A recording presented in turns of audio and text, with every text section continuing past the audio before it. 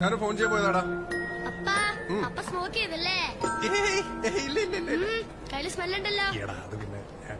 Smoke ചെയ്താൽ മമ്മനോട് പറഞ്ഞു കൊടുത്തോ. മോൾക്ക് എങ്ങനെയുണ്ട്? കണ്ണുറന്നു. ഇനിയൊന്നും പേടിക്കാനില്ലാതെ പറഞ്ഞത്. ആ സമാധാനായില്ലേ? അല്ല, നിനക്ക് എങ്ങനെ തോന്നി എന്റെ കുഞ്ഞിനകത്തുണ്ടാവുന്നു? 10-30 വർഷമായി ഞാൻ ഈ ജോലി കയറിയിട്ട്. ദിവസം 100 കണക്കിന് ആളുകളെ കാണുന്നുണ്ട്. ഞങ്ങൾ ഇതുവരെ മിണ്ടിയിട്ടൊന്നുമില്ല. പക്ഷെ എന്നും പോകുമ്പോഴും വരുമ്പോഴും സാറിന്റെ മോള് മുടങ്ങാതെ എന്നെ നോക്കിയൊരു ചിരിച്ചിരിക്കും, ഒരു സലാം തരും. ഇന്നലെ വരുമ്പോ എനിക്കത് കിട്ടി, പക്ഷെ വൈകിട്ട് അത് കിട്ടിയിട്ടില്ല എന്നുള്ള കാര്യം ഉറപ്പായിരിക്കും. ആരും ശ്രദ്ധിക്കാത്തവരെ ആരെങ്കിലൊക്കെ ശ്രദ്ധിക്കുമ്പോ അവരുടെ മുഖം നമ്മൾ ഒരിക്കലും മറക്കില്ല സാർ.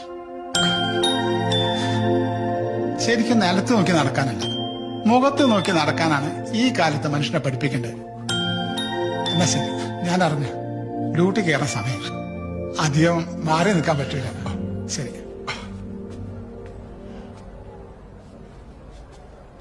ചോദിക്കാൻ വിട്ടുപോയി, സാറിന്റെ മോളെ പേരെന്തായിരുന്നു?